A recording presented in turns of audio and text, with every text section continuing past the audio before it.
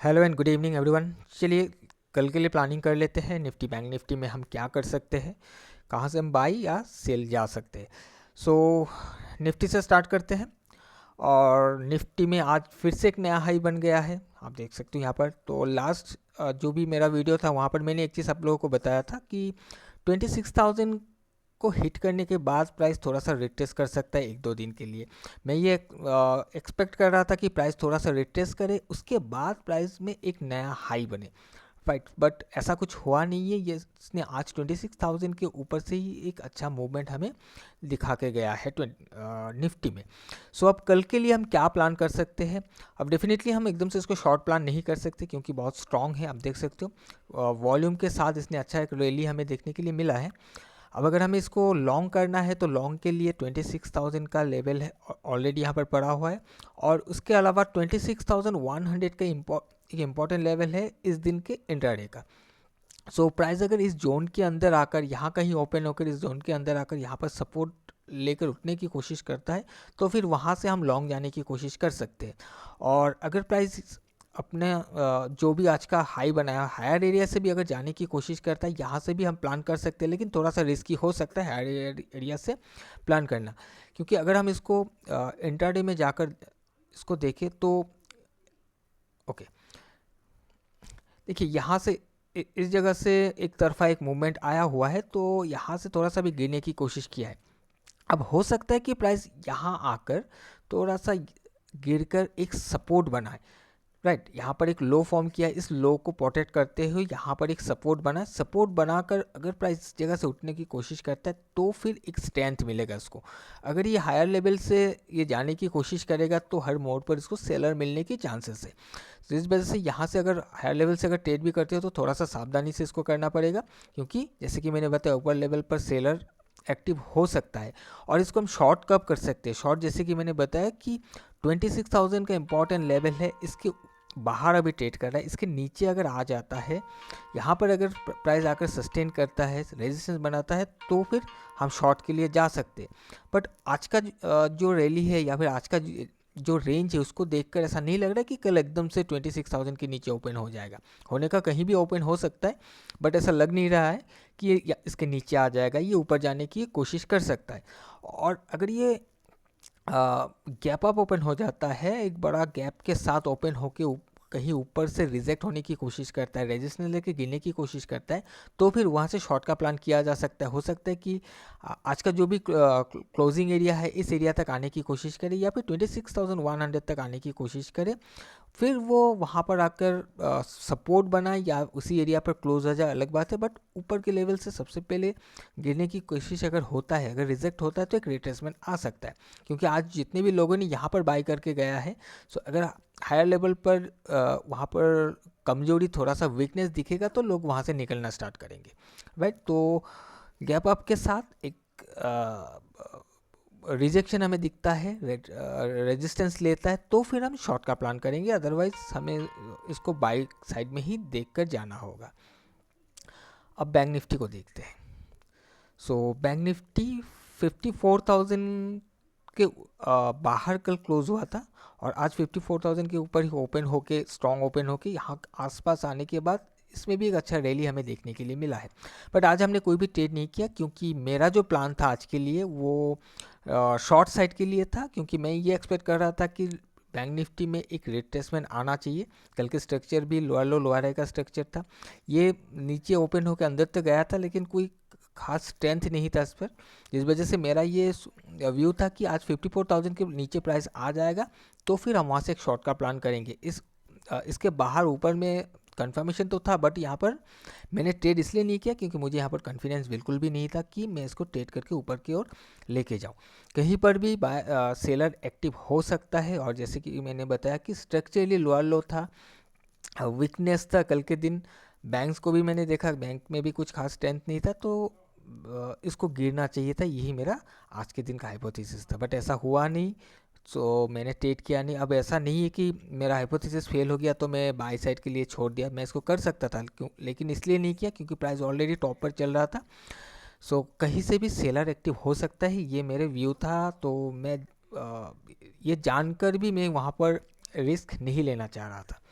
और बाकी अगर आप देखोगे तो इस एरिया से आपको दिख रहा है कि ये हायर है हाई लो बनाकर ऊपर जा रहा था, बट प्रीमियम को अगर आप देखोगे तो प्रीमियम में कुछ खास स्ट्रेंथ नहीं था। अब हो सकता है इस एरिया पर आपको प्रीमियम में भी स्ट्रेंथ दिख जाएगा, क्योंकि यहाँ पर जो मूव था वो स्ट्रॉन्ग था, राइट। और इसके अलावा अगर आप इस दिन को देखोगे, इस दिन जब इस यहाँ पर एक टॉप बनाया, टॉप बनाने के बाद प्राइस यहाँ पर साइडवे हो गया था। हालांकि इसने इसके बाहर जाने की कोशिश किया था, लेकिन ये फेल होके अंदर आ गया, इसके बाहर जाकर क्लोज नहीं कर पाया, नीचे आया 54,000 के नीचे आकर क्लोज हो गया। इस दिन का ओपनिंग भी वीक था, क्लोजिंग वीक यहाँ पर था, यहाँ पर ओपनिंग वीक था। ये क्लोजिंग तो अंदर किया है, बट ये इस दिन को छोड़कर बाहर नहीं जा पाया। अगर ये वॉल्यूम के साथ स्ट्रांगली यहाँ पर जाकर क्लोज होता, स्ट्रांगनेस दिखता, तब मैं कॉन्फिडेंटली यहाँ पर एक ट्रेड बना सकता था, बट ऐसा कुछ हुआ नहीं, जिस वजह से मैंने यहाँ पर ट्रेड को नहीं बनाया।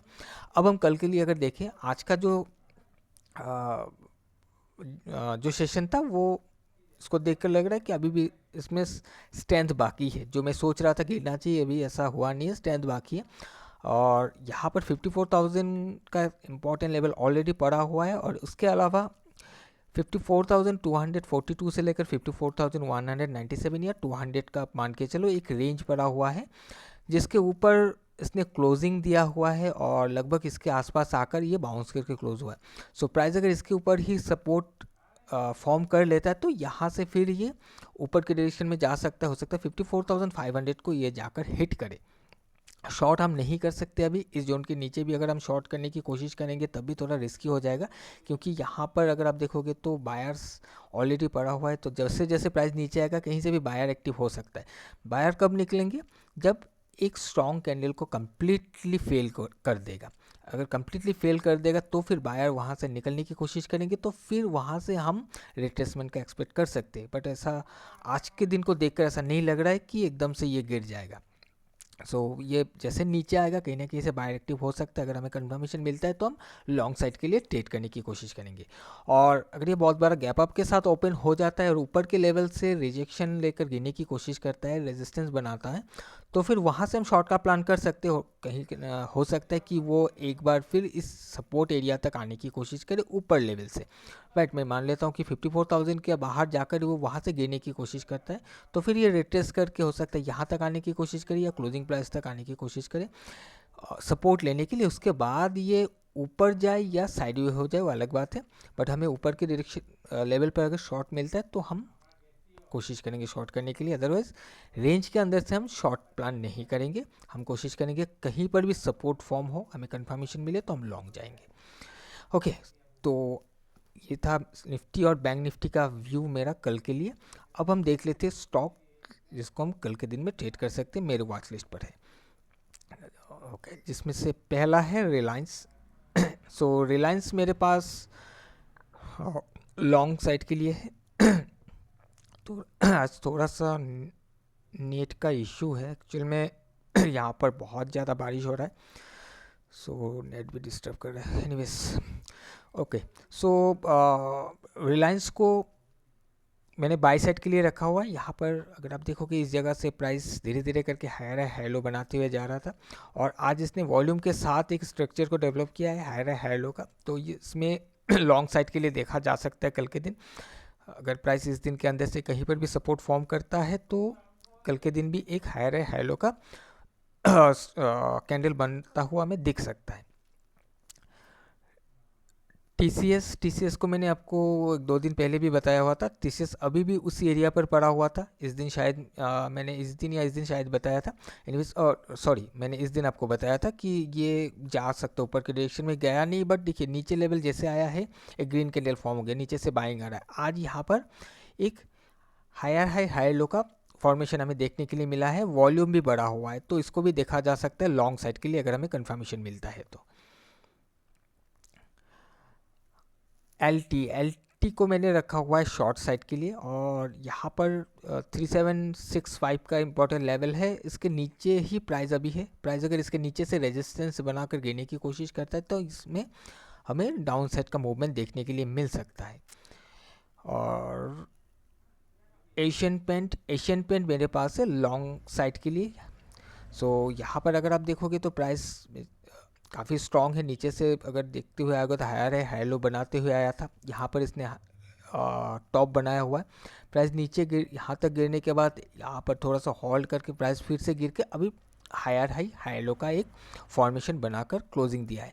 वॉल्यूम भी बढ़ा हुआ है और इसी के साथ अगर आप देखोगे तो इस वाले कैंडल बनने के बाद यहाँ पर एक रेजिस्टेंस बनने की कोशिश हुई थी और जिस रेजिस्टेंस पर आने के बाद यहाँ पर आते ही प्राइस में अभी बाउंस देखने के लिए मिल रहा है। तो यहाँ पर भी हम कोशिश कर सकते हैं अगर कोई कंफर्मेशन मिलता है तो एक ट्रेड बनाने के लिए, क्योंकि हाइपोथेसिस ये है कि कल के दिन एक हायर हाई हायर लो का कैंडल बनना चाहिए यहाँ पर।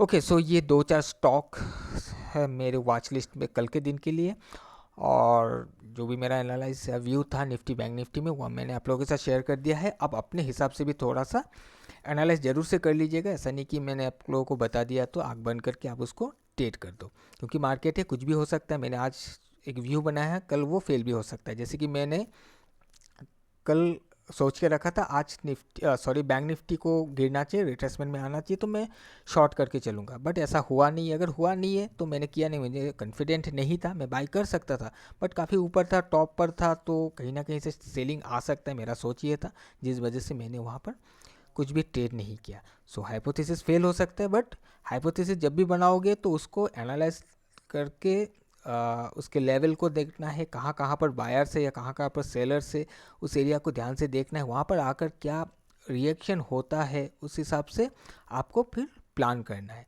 राइट। तो अपने हिसाब से भी सब एनालाइज कर लीजिएगा, अपने हिसाब से लेवल को ढूंढ कर रखिएगा।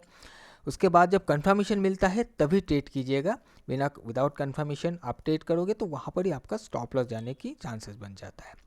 ओके, एनीवेज फ्रेंड्स, आज के लिए इतना ही। हम मिलेंगे किसी और एक नए वीडियो में। Till then bye bye.